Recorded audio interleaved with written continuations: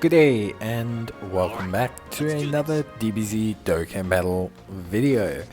In this video we are going to take a look at the performance of the TEQ Syn Shenron in Extreme Super Battle Road. So he's not in a lot of Extreme Super Battle Road stages. In fact, Shadow Dragon Saga is like, I think, the only one currently he can do.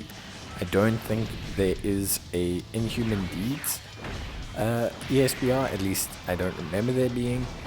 So yeah, we'll definitely have to be aware of that. Yeah, I don't think there is an Inhuman Deeds shit. Yeah, and there's no GT bosses one either. So currently this is the only ESBR that he can do.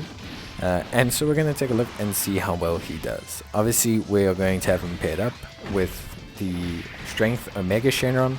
We're going to see how he does with an item, without an item. We're going to see a lot. So it's going to be pretty interesting to see how well he does. And yeah, we'll just kind of see from there. So in this rotation right here, we obviously have the SS4s. The TEQ Shenron, I mean, we can just kind of recap his passive, I guess. So in terms of TEQ Shenron and his passive and everything, obviously he's very dependent on orbs, and he is not really a first slot unit. The reason being is, although getting his orbs will activate the effects, they will only take effect once the super attack is fired.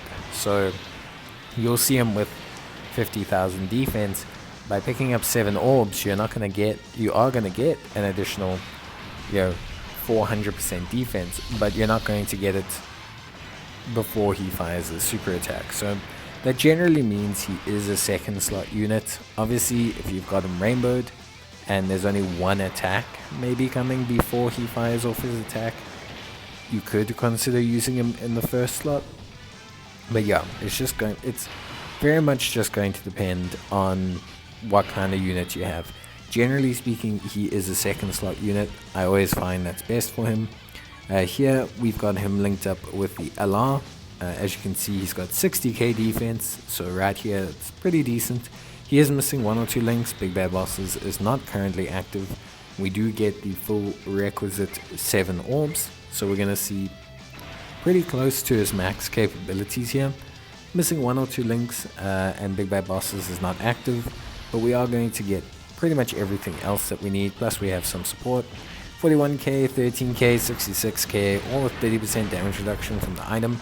Doesn't look too great, but a nice big chunky damage stat, and obviously gets the crit. So damage wise, looking pretty good. Again, he is dependent on his orbs, so there are moments where he's not going to look too great. Yeah, anytime there's a unit with orbs, it's like Strength Careful. Strength Careful needs orbs to really look cool. When Strength Careful gets her orbs, she's dodging, she's evading, she has very, very solid defense, and she does some pretty neato damage. So she looks really good. When she doesn't get her orbs, she has no evasion, and all of a sudden, you're not seeing anything. So it is one of those things where orb characters can look really, really good, and then can also look really, really bad, depending on how lucky you get. So I don't want to say too much. Obviously, the added benefit is that he creates rainbow key spheres. So the reason why rainbow key spheres are better than him creating TEQ key spheres, for example, is rainbow key spheres are connecting orbs. So you can have him create a whole bunch of connecting orbs that will create longer strands of key. So he might be able to link, 2 AGL key spheres with another 2 AGL key spheres and have his 2 rainbow orbs fill up the rest of the distance, which means that he does have a pretty decent access to long keychains, but 6 or more or 7 or more is still a pretty decent ask. It's still not a super duper easy requirement or anything. So I definitely would say that if you don't get the orbs with him, you are going to be seeing a very different unit to what you might see here. And here we have a lot of good luck with the orbs. So we've got his best rotation that he can currently have. We have Big Bad Bosses active. We have 74k defense. we have the 40% attack and defense reduction from the strength full power Shenron, and we have the support from the int LR Shenron. So we literally have the best rotation currently in Dokkan Battle Global that we can present him with. When Omega Shenron gets his EZA, obviously that will change, but this is basically his best situation. 150k on a type neutral, that's not so bad. Attack damage really good, 3.9 mil. Gets a follow-up super attack, which is also at 4 million. We're going to see that should also crit. No, it doesn't. Unlucky, but still. And his defense afterwards, fantastic. Now, this is all with no item, so very, very solid no item, especially at 55%. And yeah, did a very good job. Very, very good job. Honestly, I think he did more than fine. Very, very happy with how TEQ Shenron showing up. Yes, at 55%, sticking him in the first slot is not going to be a good call. Generally speaking, having him in that first slot, you're not going to get the best results. But that being said, you should see some pretty good results from him, especially in the second slot. Now, when Omega Shenron gets his ECA, all of a sudden, you're going to be seeing a pretty rad combination of the two of them.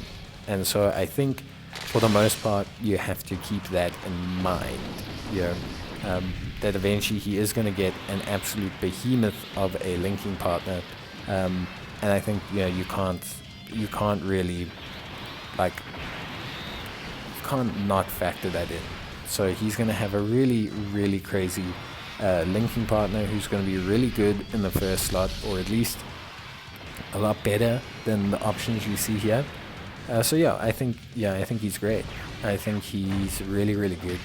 I think he's a fantastic unit, and I think at the end of the day, he does a really, really excellent job of defending and just doing really good work. So we'll get one more attack stat out of him. We might as well, since we have the orbs we can see here.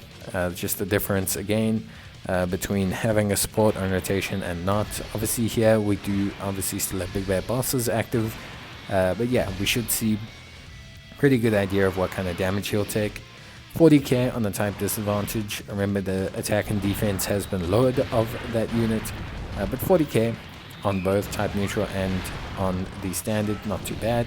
And he'll definitely take double digits after his super attack. So across the board, really, really good unit. Does a lot of great stuff, and yeah, just very, very solid. I think he just brings a lot of good stuff to the table. Good utility, good damage, great defense after super. His link set is awesome. It's going to really provide a lot of accessibility to the Omega Shenron. Gives him a really good linking partner, and just in general makes a pretty rock solid pairing.